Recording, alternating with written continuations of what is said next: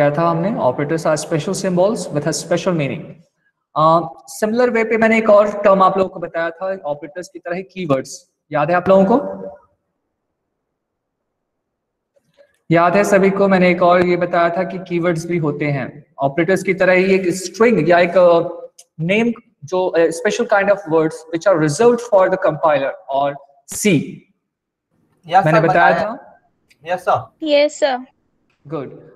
अब यहाँ पे एक और डाउट होता है, एक और डाउट जो जनरली स्टूडेंट्स को आता है, वो मैं यहाँ पे क्लियर करना चाह रहा हूँ। जो कीवर्ड्स हैं वो सी के कंपाइलर के लिए है, वो कीवर्ड्स ऑपरेटिंग सिस्टम के लिए नहीं है, हमेशा याद रखना। ऑपरेटिंग सिस्टम आपका अलग है जो पूरे कंप्यूटर को ऑपरेट करता है, और आपका कंपाइलर एक डिफरेंट एंटिटी है जो सिर्फ आपके कोड्स को कंपाइल करता है। ओके जब आप कीवर्ड्स का इस्तेमाल करते हैं तो कीवर्ड्स को सिर्फ और सिर्फ आपका कंपाइलर समझता है, उन कीवर्ड्स से ऑपरेटिंग सिस्टम का कोई रिलेशन नहीं है। क्लियर है? क्लियर है सभी को? Yes sir. Yes sir. समझ आया कि मैंने क्या बोला? Yes sir. क्या बोला? कोई एक एक्सप्लेन करेगा मुझे कि मैंने क्या कहा? Keywords are only for C compiler. हाँ बोलो बेटा एक बार फिर से। जो कीवर्ड्स होते हैं वो सिर्फ सी कंपाइलर के लिए होते हैं, ऑपरेटिंग सिस्टम के लिए नहीं होते हैं। Very good. जो कीवर्ड्स होते हैं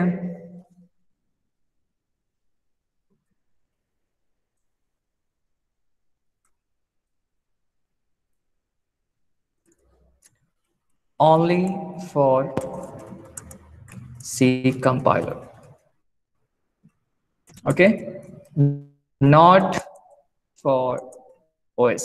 ये OS के लिए नहीं होते, C कंपाइलर के लिए होते हैं। इसलिए सिर्फ ये कंपाइलर, जब आपका कोड होगा, keywords are only recognized inside codes। Okay जो आपका कोड होगा या प्रोग्राम होगा उसके अंदर ही वो आपका प्रोग्राम्स कीवर्ड्स को रिकॉग्नाइज करेगा। उसके बाहर के बाहर जो भी आप कीवर्ड यूज करते हैं उससे मतलब नहीं है। जस्ट फॉर एग्जांपल, अगर मैं एक इंट जो है, इंट क्या एक कीवर्ड है? Yes sir. Yes sir. Int एक कीवर्ड है। ओके टोटल सी में कीवर्ड्स इन सी 32। कितने कीवर्ड्स हैं? गुड 32 कीवर्ड्स हैं। Okay okay very good. अब हम एक ये देखते हैं कि कैसे मैंने जो कहा वो सही है कि गलत है। भाई मैंने कहा कि keywords are only for recognise inside the code and not for operating system, it is only for C compiler. अब मैं इसे प्रूव करता हूं कि कैसे वो सिर्फ ऑपरेटिंग सिस्टम के लिए है ना कि कंपाइलर के लिए। सॉरी ये सिर्फ कंपाइलर के लिए है ना कि ऑपरेटिंग सिस्टम के लिए। ओके और आप सभी जानते हैं कि इंट एक कीवर्ड है, right? Yes sir. Okay okay okay अब मैं यहाँ पे एक चीज करता हूँ, int.c। ये मैंने बनाया, int नाम से मैंने एक फाइल बनाई है .c। ओके करता हूँ से hello from int। ओके इसका मैंने एक डिस्क्रिप्शन दिया है and after that hash include stdio.h and after that int main। आप लोग चाहें तो मैं int ना भी लिखें तो ये कंसीडर कर लेता है उसे turn 0 बाय डिफॉल्ट, वो उसे एज इंटीजर ट्रीट करता है उस फंक्शन को, मेन को। ओके और मुझे यहाँ पे मैं प्रिंट करा रहा हूँ printf/n hello from int.c। क्या क्या है आप लोगों का विचार? मतलब क्या बोल सकते हैं, ये चलेगा ये प्रोग्राम या क्या कोई एरर देगा या क्या होगा इसका? सर रन करेगा या कोई गेस? रन करेगा। ओके बाकी लोग?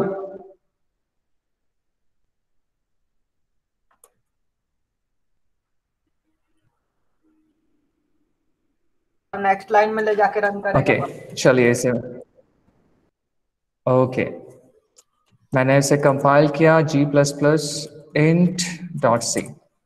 और मेरे कंपाइलर को किसी तरह का कोई ऐतराज नहीं है उस पर या कोई प्रॉब्लम नहीं है उसके साथ कि मैंने सी के कीवर्ड को मैंने एज अ फाइल नेम यहाँ पे यूज किया है। ओके, अब मैं इसे रन करता हूँ और उसने सक्सेसफुली वहां पे उसे प्रिंट कर दिया हेलो फ्रॉम एंड से। ओके, जो कीवर्ड्स हैं वो विद इन द जो मेरा विद इन द प्रोग्राम है वहां पे रिकॉग्नाइज होते हैं, उसके आउटसाइड से मतलब नहीं है उसे। ओके, इसके आउटसाइड की चीजों को कंपाइलर कंट्रोल नहीं करता, उसे ऑपरेटिंग सिस्टम जानता है और ऑपरेटिंग सिस्टम के लिए इंट कोई कीवर्ड नहीं है। ओके, सेकंड थिंग, आप जो यहाँ पे कैसे हम कीवर्ड्स को यूज नहीं कर सकते, जस्ट फॉर एग्जांपल अगर मैं इंट एक वेरिएबल बनाता हूँ, इंट एक डाटा टाइप लेता हूँ और मैं अगर रिटर्न को अगर एज अ वेरिएबल नेम मैं यूज करने की कोशिश करता हूं तो देखो यहाँ पे प्रॉब्लम ऑटोमेटिकली उसने डिटेक्ट कर दिया है वहां पे कि एक्सपेक्टेड एन आइडेंटिफायर। ओके, क्यों? क्योंकि रिटर्न एक कीवर्ड है और मेरा सी का सिस्टम जो मेरा VS कोड में जो इंटेल सेंस है वो जानता है कि जो रिटर्न है वो सी और C++ में एक कीवर्ड है, इसलिए वो पहले ही मुझे नोटिफाई कर दे रहा है कि भाई ये कीवर्ड है, आप इसे ऐसे आइडेंटिफायर यूज नहीं कर सकते। वेरिएबल नेम और आइडेंटिफायर दोनों सेम है।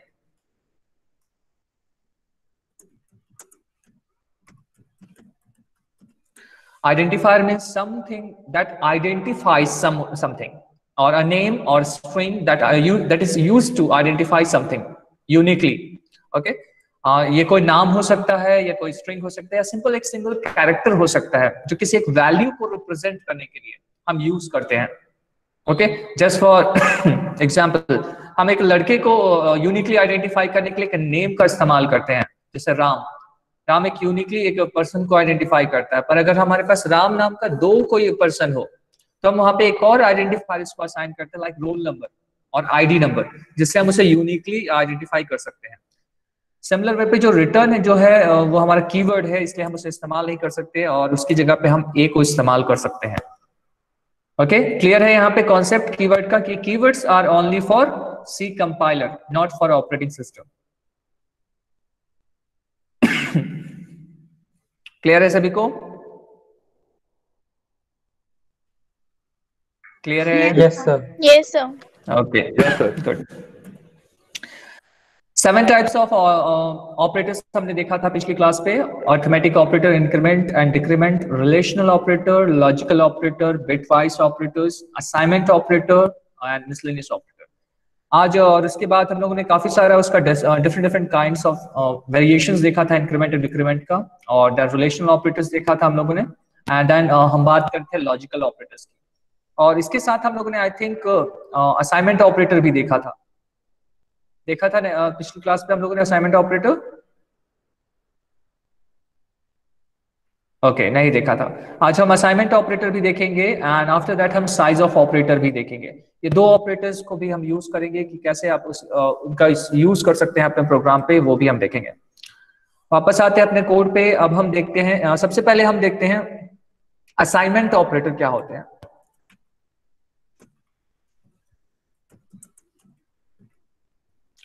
सपोज मेरा ए का वैल्यू कुछ है, ए को मैं कुछ वैल्यू से इनिशियलाइज करता हूं और ए को मैं इनिशियलाइज कर रहा हूं a इक्वल्स टू 20 से।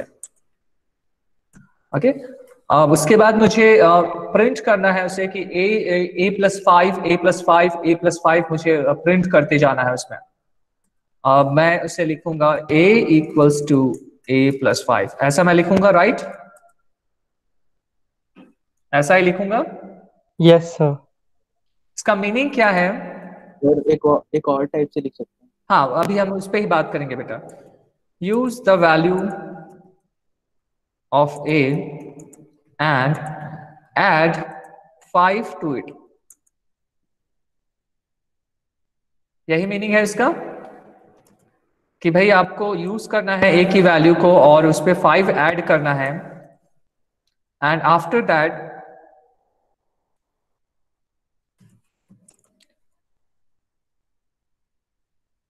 store the new value back in a। आपको ए की वैल्यू को यूज करना है और उसमें 5 ऐड कर देना है और उसके बाद वापस उसे स्टोर करना है बैक टू ए पे, ठीक है। और ये कुछ मिलता जुलता है जो हम ऐसा कुछ यूज करते थे, प्लस प्लस ए हम यूज करते थे, उससे मिलता जुलता है।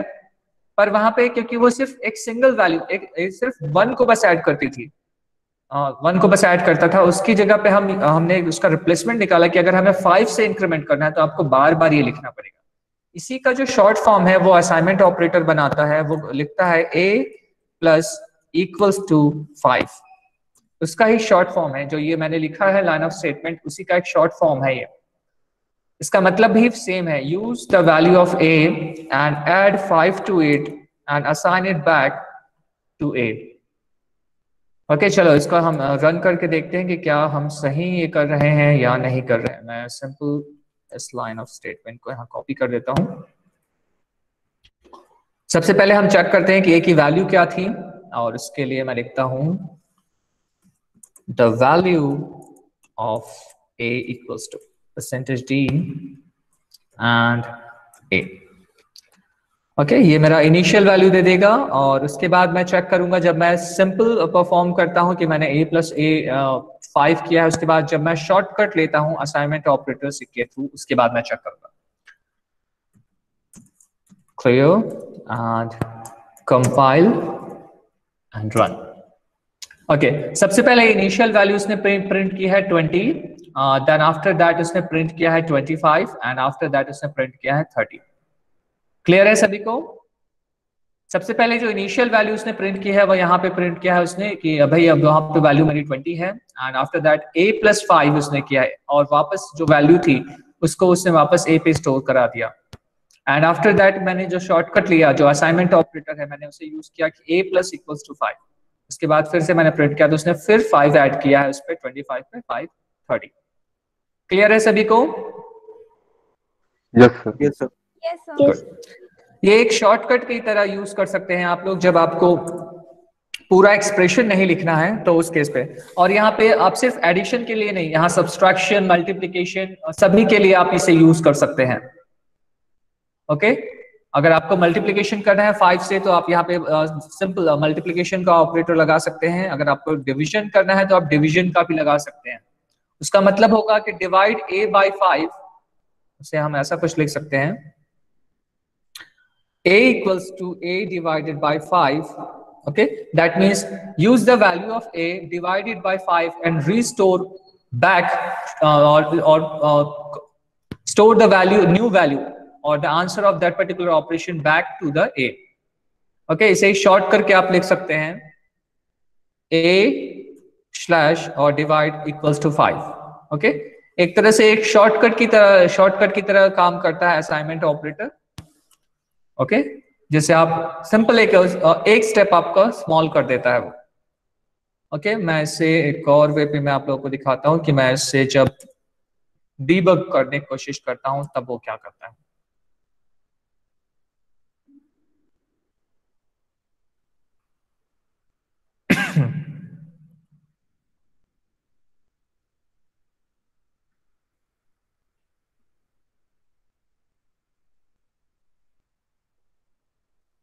ओके और सक्सेसफुली उसने उसे रीड कर लिया है, और मैं कुछ पॉइंट्स मैं ऐड करता हूं, ब्रेक पॉइंट्स। ये मेरा सबसे पहला ए को क्रिएट करेगा, देन प्रिंट एंड देन ए की वैल्यू ऐड हुई और okay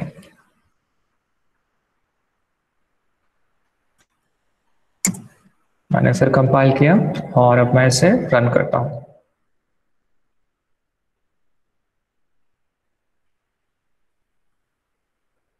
okay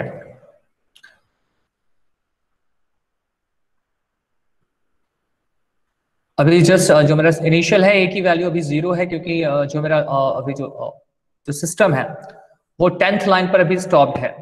okay 10th line पे स्टॉप है और वो मेन फंक्शन के अंदर है। Okay main function and 10th line पे। ओके ए की वैल्यू जो है एक लोकल वेरिएबल है और ए की वैल्यू अभी 0 है। ओके क्योंकि वो इस लाइन को जस्ट क्रॉस किया है उसने और अभी वो यहाँ पे स्टॉप है। ओके मैं जैसे ही नेक्स्ट मूव करता हूं और देखो उसने ए की वैल्यू 20 अपडेट कर दी। इस लाइन के बाद मेरी a की वैल्यू 20 हो गई है और अभी भी मेरा आउटपुट विंडो खाली है। एंड आफ्टर दैट मैं जैसे ही उसे उस पर्टिकुलर लाइन से बाहर ये करता हूँ, वो नेक्स्ट लाइन पे आ गया और अभी भी मेरी a की वैल्यू 20 है, दैट मीन्स वो इस लाइन पे अभी भी रुका हुआ है। एंड आफ्टर दैट देखो इसकी वैल्यू 25 हो गई है और मैं टर्मिनल पे हूँ, आउटपुट क्या आ रहा है। ओके और इसकी वैल्यू 25 हो चुकी है। एंड आफ्टर दैट अब मैं 21th लाइन पे हूँ और अभी उसकी वैल्यू 25 ही है और जैसे मैं नेक्स्ट उससे आगे बढ़ता हूँ उसकी वैल्यू 30 हो गई है। Okay that means one by one वो चीजों को अपडेट कर रहा है और इसके बाद अब उसने प्रिंट करना स्टार्ट किया है। Okay 25 and 30।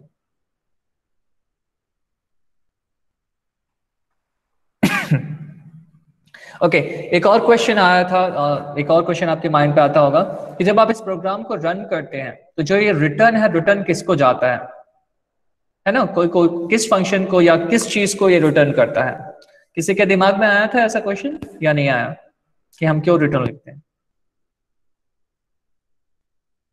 Am I audible? Yes sir. Okay Yes, आया sir. था किसी के दिमाग में या नहीं आया? Yes sir. ओके यहाँ पे एक फंक्शन आप लोगों को देखने को मिल रहा है, स्टार्ट अननोन। स्टार्ट अननोन दिख रहा है? Yes, sir. Yes sir. Yes, sir. Okay ये वही फंक्शन है, जब आप एग्जीक्यूट बटन दबाते हैं तो ये फंक्शन सबसे पहले कॉल होता है, अंडरस्कोर स्टार्ट। ठीक है और इसी को ही जो अंडरस्कोर स्टार है उसी को ही रिटर्न करता है। हमारा जो रिटर्न 0 है वो उसी को रिटर्न होता है।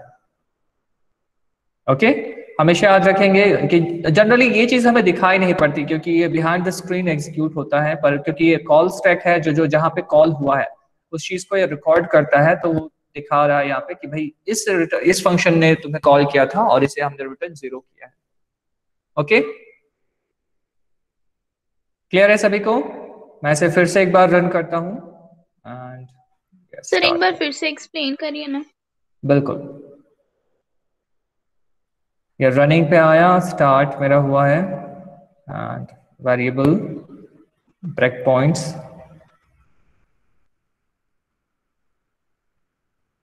ओके देखो यहाँ पे जो कॉल स्टैक है वहां पे वो फंक्शंस आपको दिखाई देते हैं जिन फंक्शन को, जो फंक्शन अभी करेंटली एग्जीक्यूशन पे है।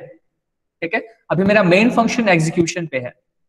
ठीक है जैसे मैं एग्जीक्यूट कर रहा हूँ, ठीक है एग्जीक्यूट मतलब रन कर रहा है मेरा सिस्टम, जो मेरा अभी ये पर्टिकुलर सिस्टम है। और उसके बाद जैसे मैं आगे बढ़ता हूँ वो आगे बढ़ाते जाता है और देखना है जैसे मैं एंड पॉइंट पर रिटर्न पे आता हूँ 29 पे, और उसके बाद जैसे ये एंड होता है वो एक और फंक्शन को कॉल करता है। ठीक है और ये हुआ 30 एंड आउट।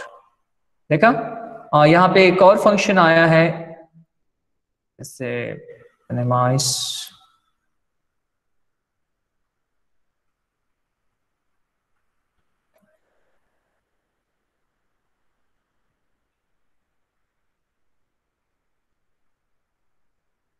ओके यहाँ पे एक बार देखो, स्टैक ऑप्टिमाइज्ड एंड रिटर्न 0। ये रिटर्न 0 है और यहाँ पे जो कॉल्ड फंक्शन है देखो किस फंक्शन को रिटर्न कर रहा है, अंडरस्कोर स्टार्ट को।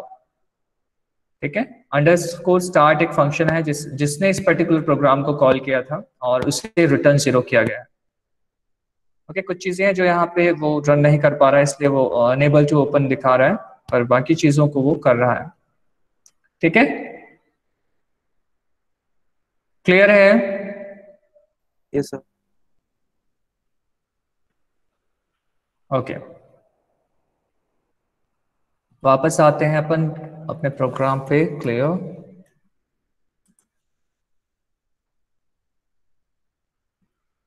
इन्हें ब्रेक पॉइंट्स बोला जाता है। जो मैं ये रेड डॉट्स दिख रहे हैं आपको, ये ब्रेक पॉइंट्स बोले जाते हैं, बोला जाता है इन्हें। इस पॉइंट पे जैसे ही आपका कंपाइलर आता है या जब आप एग्जीक्यूट करते हैं प्रोग्राम को, तो वो उस पॉइंट पे अगर उसे मिलता है रेड डॉट तो उस पॉइंट पे वो रुक जाता है। देखो ब्रेक पॉइंट हाईलाइट हो रहा है, वो उस पॉइंट पे रुक जाता है और वेट करता है कि यूजर उसे रन करे। यानी कि आप यहाँ से मैनुअल कंट्रोल ले सकते हैं अपने फ्लो ऑफ कंट्रोल का। कि आप जिस तरह से ऑर्डर देंगे, हाँ एग्जीक्यूट या नेक्स्ट, देखो ये ब्रेक पॉइंट्स मैंने क्रिएट किया है, और जैसे मैं इसे इसका से कंपाइल -G से करना पड़ता है, हाइफन G++। जब आप इसे कंपाइल करते हैं डीबग मोड पे, G++ and then -G int.c। Okay, उसने कंपाइल उसे किया है स्पेशल डीबग मोड पे, और उसके बाद आपको डीबग करना होता है इसे, और वो उसे एग्जीक्यूट करना स्टार्ट करता है। ओके, देखो अभी मेरा जो प्रोग्राम है वो 10:1 पे रुका हुआ है, क्योंकि 10:1 मेरा एक ब्रेक पॉइंट है, 10th लाइन, इसलिए वो वहां पे रुका हुआ है और उससे आगे वो नहीं बढ़ा है। ठीक है, इसलिए देखो यहाँ पे जो a की वैल्यू है वो भी अभी 0 है, दैट मीन्स उसने जस्ट 8th लाइन क्रॉस किया है, अभी वो इस लाइन पे एंटर नहीं किया है उसने, और यहाँ पे वो होल्ड पे है। ओके, और जैसे जैसे मैं उसे आगे बढ़ाते जाऊंगा स्टेप ओवर, वो आगे बढ़ते जाएगा। ओके, यानी कि यहाँ पे अब जो बेसिक जो फंडा है डीबग मोड का, वो ये इसलिए है ताकि आप हर एक चीज को एनालाइज कर सके कि विद इन द जो आपका प्रोग्राम है कौन सी चीजें कहाँ किस लाइन पर क्या हो रही है। जनरली डीबग का मतलब होता है कि डी और बग, बग मतलब होता है एरर्स, और डीबग मतलब उसका मीनिंग होता है रिमूव करना, यानी कि debugging means removing, identifying and removing the bugs in your program. Okay, clear है सभी को? Yes sir. ओके सर ये सिर्फ विजुअल में होता है? ना, ये हर एक जितना भी आप लोग एडिटर यूज करते हैं सभी में होता है debugging. Dev C++, turbo C++, और जो भी आप यूज करते हैं सभी जगह पे आप डीबग कर सकते हैं। ठीक है, बस आपको उसका ऑप्शन ढूंढना पड़ेगा कि वहां पे कौन सा ऑप्शन उस पर वर्क करता है। ओके, हमने यहाँ पे ऑपरेटर्स देखे हैं, ये मॉड्यूलस ऑपरेटर को भी आप शॉर्टकट पे लिख सकते हो। ये आई थिंक अभी ये चारों ऑपरेटर्स आप लोगों को यूज करके एक एक प्रोग्राम उसमें क्रिएट करना है। इसके बाद आते हैं size of operator. Size of operator एक स्पेशल काइंड ऑफ ऑपरेटर है जो रिटर्न करता है साइज ऑफ वेरिएबल, और बोल सकते हैं उसका एक्चुअल वो जिस डाटा टाइप से बिलोंग करता है उसकी वैल्यू को वो रिटर्न करता है। ओके, जस्ट फॉर एग्जांपल यहाँ मैं एक प्लेस करता हूँ और printf/n the size of a equals to %d, और यहाँ मैं कॉल कर रहा हूँ साइज ऑफ, पूरा स्मॉल में रहेगा, नो कैपिटल लेटर इस पे, और मैंने यहाँ पे सिंपल a को पास किया है। ओके, ए जिस डाटा ए को जितना भी मेमोरी कंप्यूटर पे असाइन होगा वो उस पर्टिकुलर मेमोरी साइज को यहाँ पे बाइट्स पे रिटर्न करेगा। ओके, कितना बाइट उसे असाइन किया गया है वो चीज है। इसे हम फिर से ये करते हैं,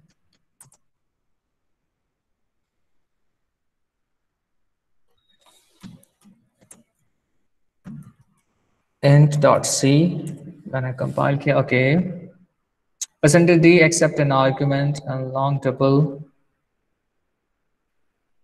ओके,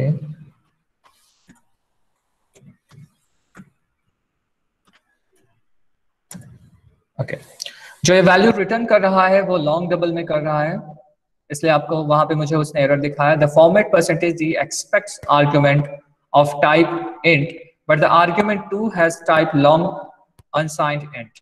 ओके, इसलिए उसे मैंने टाइप चेंज कर दिया मैंने उसका कि मुझे इस टाइप पे इसे प्रिंट करना है, clear and compile. Okay, and run. यहाँ पे देखो इसने 4 दिखा रहा है मुझे, साइज ऑफ a = 4। अगर आप टर्बो C++ पे हैं तो हो सकता है वो 4 की जगह आपको 2 दिखाए, हो सकता है। ये डिपेंड करता है कि आपका ऑपरेटिंग सिस्टम या आपका सिस्टम का आर्किटेक्चर कौन सा है, इस पर साइज ऑफ int थोड़ा सा डिपेंड करता है। वो किसी सिस्टम पे उसे 2 बाइट असाइन करता है, किसी सिस्टम पे उसे 4 बाइट असाइन करता है।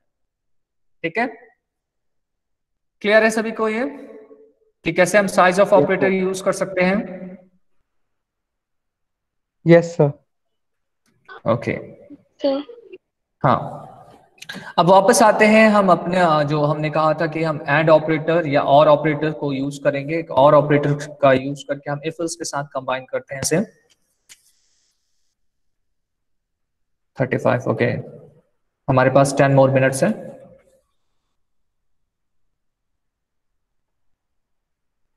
ओके, सपोज आपको चेक करना है कि आपके यूजर ने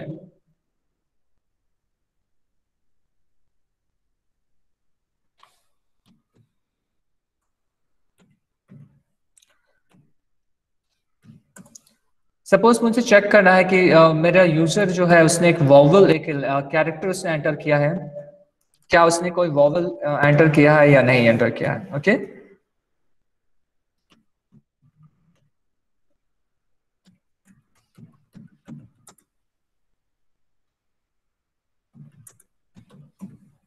कोई बता सकता है मुझे कितने वॉवल्स होते हैं इंग्लिश में? So 5. Are you sure? Are you sure? Yes, sir. Yes, sir. Okay चलो देखते हैं। जब हम कंप्यूटर के पॉइंट ऑफ व्यू से देखते हैं तो बहुत सारी चीजें डिफरेंट हो जाती हैं। Okay, vowels in English generally जब हम एक ह्यूमन के परसेप्शन से देखते हैं तो वहां पे होता है ए, सर 10 ई, आई। सर स्मॉल और कैपिटल डिफरेंट है। या दैट्स अ पॉइंट 10 होंगे। हाँ, तब 10 हो जाता है। जब हम एक कंप्यूटर के पॉइंट ऑफ व्यू से देखते हैं तो वहां पे वो 10 हो जाता है, पर जब हम ह्यूमन के परसेप्शन से देखते हैं तो वहां पे सिर्फ 5 होते हैं, ए, आई, ओ एंड यू, राइट। पर जब कंप्यूटर, क्योंकि ए कैपिटल ए और स्मॉल ए दोनों को डिफरेंशिएट करता है, इसलिए हमें वहां पे ए, ई, आई, ओ, यू ये भी ऐड करना पड़ता है। तो जो टोटल वॉवल्स जो बनते हैं कंप्यूटर के लिए वो हो जाते हैं 10। क्लियर है सभी को? Yes, क्लियर है sir. सभी को? Yes sir. वो वाला ऑपरेटर भी यूज कर सकते हैं, जैसे कि कोई यूजर कोई दे रहा है इनपुट, तो अगर स्मॉल में दे रहा है तो उसको कैपिटल में चेंज करके हम लोग कंपेयर करके देख सकते हाँ, वो भी कंपेयर कर सकते हैं, पर फिलहाल अभी हम वहां पे पहुंचे नहीं हैं, तो हमें तो 10 कंसीडर करना पड़ेगा उस केस पे। हम आएंगे, उसमें भी आएंगे बेटा, बिल्कुल गुड। ठीक है, अब मैं नॉर्मल स्केलेटन लिख रहा हूं, include stdio.h and after that int main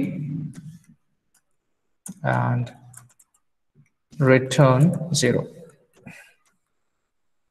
okay, अब मुझे क्योंकि यहाँ पे डिसीजन मेकिंग आ रहा है कि मुझे चेक करना पड़ेगा कि इफ और एल्स का कॉन्सेप्ट आ रहा है, इफ का, तो मैं ऑब्वियसली इफ यहाँ पे यूज करूंगा, एल्स इफ एल्स यहाँ पे मेरा यूज होगा, मेरे 10 कॉन्सोनेंट्स होंगे। ओके, मैं सबसे पहले क्योंकि मुझे एक कैरेक्टर चाहिए, मैं लेता हूँ कैर और एक ch मैं ले लेता हूँ, एक वेरिएबल जिसमें यूजर जो भी कैरेक्टर देगा वो उसे मैं स्टोर करूंगा। सबसे पहले मैं यूजर से वो कैरेक्टर ले लेता हूँ। So print F slash N enter a character. Okay, वहां से यूजर एक एंटर करेगा मुझे कैरेक्टर, और मैं रीड करता हूँ उसे scanf %c and address of ch। और कैरेक्टर की तरह उसे रीड करेगा और वो स्टोर कर देगा कहाँ पे, जो भी मेरा वेरिएबल है ch पे। ओके, अब उसके बाद मुझे एक ऑपरेशन इसमें परफॉर्म करना पड़ेगा, उसके लिए मैं ले लेता हूँ एंड आंसर। ठीक है, यहां तक क्लियर है सभी को? If ch equals to capital A, यहां पे हम बहुत सारे ऑपरेटर्स को कैसे कंबाइन करते हैं वो हम यहां पे आज एक्चुअल में सीखेंगे। और ये मेरा और ऑपरेटर हो गया, और ये मेरा कैपिटल E और I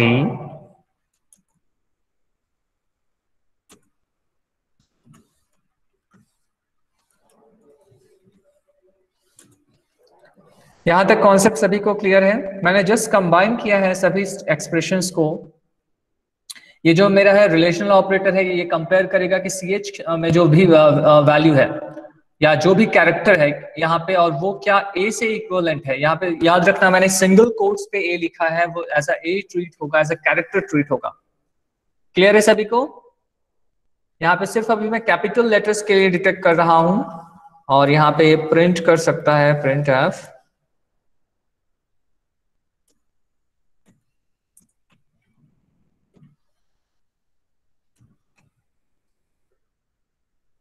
या मैं एल्स कर सकता हूं।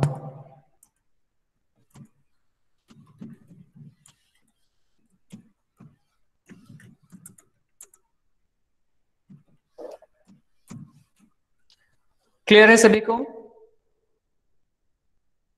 Yes, sir. ओके, Sir, अब मैं इसे Yes, कंपाइल sir. करता हूं जी plus plus.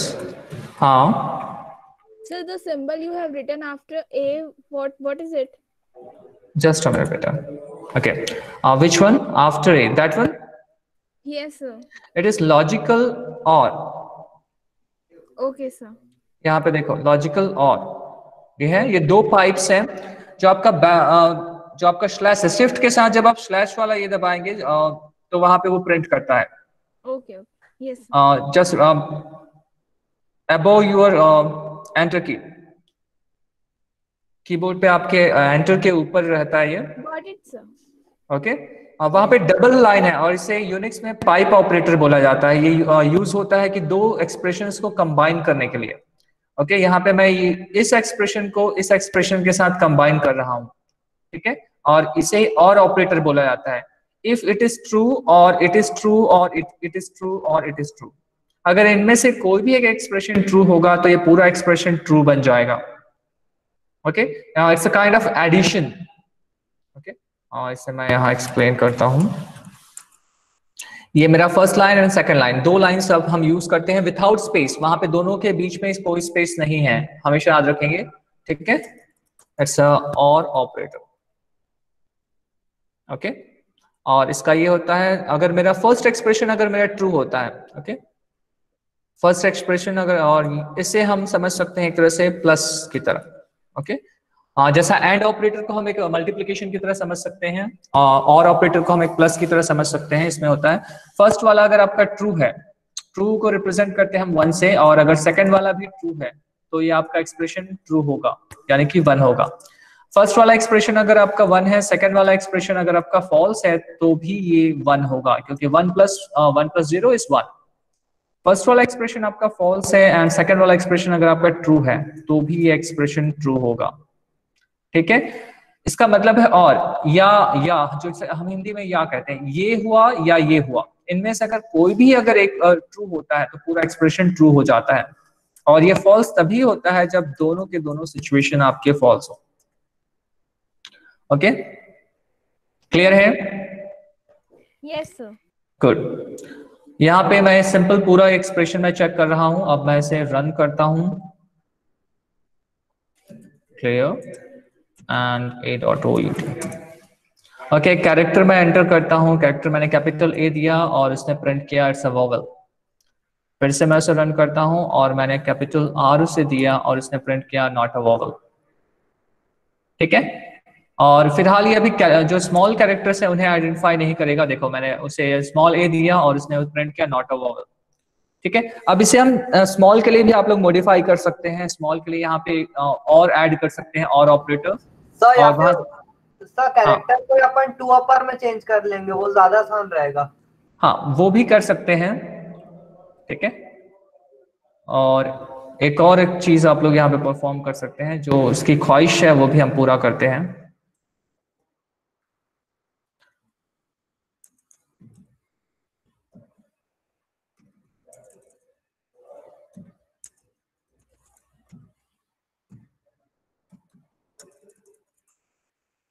Okay, sir string dot H C type dot H को इंक्लूड करना है अभी। ओके,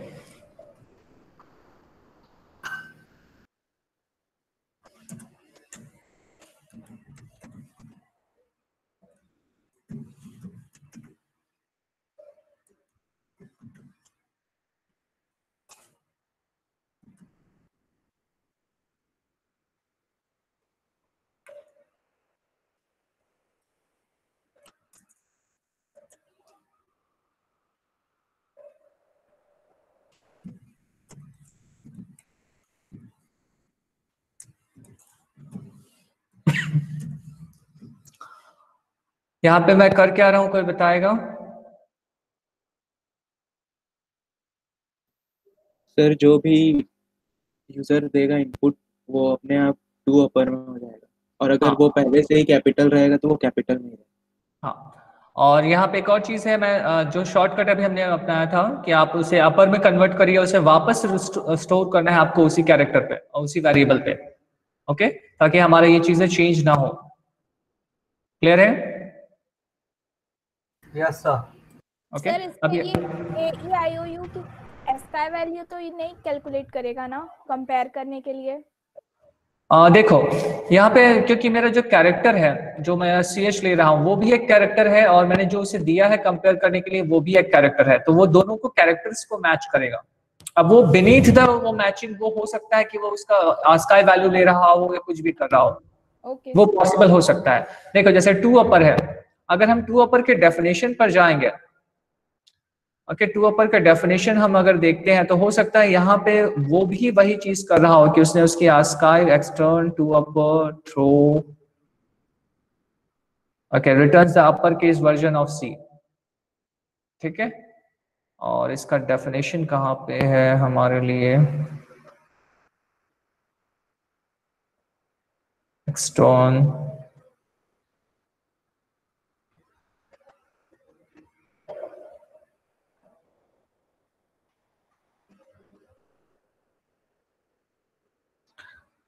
ये देखो, ये बहुत सारे फंक्शंस इस पे डिफाइंड हैं। इज अल्फा, ये सारे फंक्शंस डिफाइंड हैं यहाँ पे। इज अल्फा, ये कोई बता सकता है ये क्या है? ये सर अल्फा न्यूमेरिक कैरेक्टर के लिए चेक करने के लिए। हाँ बेटा, और ये क्या है हैश डिफाइन जो लिख रहा है वो क्या बना रहा है उसके लिए? तो मैक्रो क्रिएट कर रहे हैं इससे। Very good. जो हम लोगों ने हेडर फाइल क्रिएट किया था याद होगा imb.h, वो भी ऐसा ही कुछ था, और यहाँ वो भी वही कर रहा है। जितना भी चीजें हैं, is alpha, is lower, is digit, वो सारी चीजें एक मैक्रोस में उसने कन्वर्ट कर दिया है, और उन सभी चीजों को उसने फिर डिफाइन किया है यहाँ पे, ठीक है।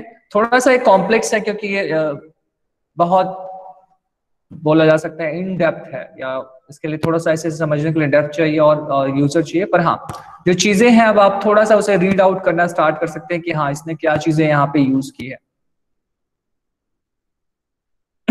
सॉरी, ओके, वापस आते हैं इससे।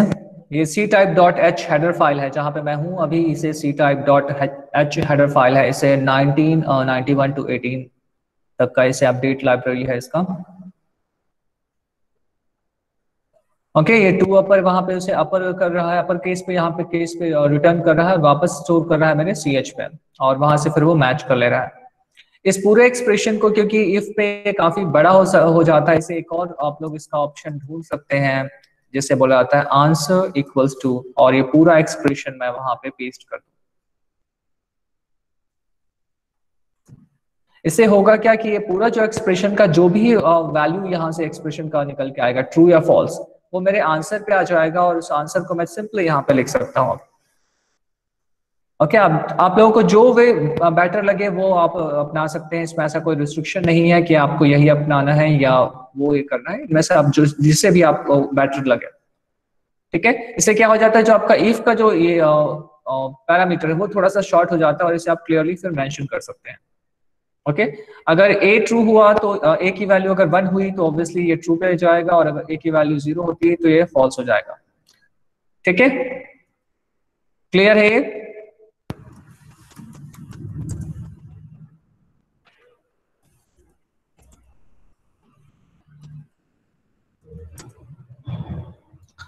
ओके, कहीं पे मैंने मिस किया है? यस,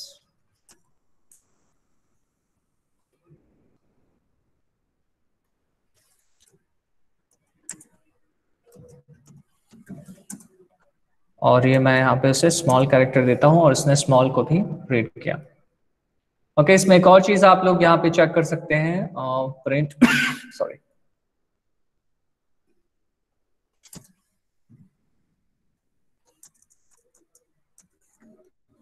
न्यू कैरेक्टर, उसने उसे किस पे बदल दिया है वो भी आप प्रिंट करा सकते हैं, ताकि आप उसे भी देख सकें कि भाई आपका जो नया ch का वैल्यू है, जो वेरिएबल का वैल्यू उसने क्या कर दिया है। ओके, हम ये यूज कर सकते हैं। यहाँ पे मैंने कंपाइल किया और ये रन। जब मैं इसे स्मॉल कैरेक्टर देता हूँ, देखो उसने किस कैरेक्टर में कन्वर्ट कर दिया, कैपिटल लेटर। ठीक है, क्लियर है। हमने एक और प्रोग्राम बनाया था, याद है आप लोगों को, क्या upper case to lower case convert करने के लिए, जो जहां पे हमने ऐड किया था उसमें नंबर्स, याद है? ओके, चलिए आज की क्लास यहीं पे वाइंड अप करते हैं। आई थिंक हमने बहुत सारा एक्स्ट्रा टाइम ले लिया है।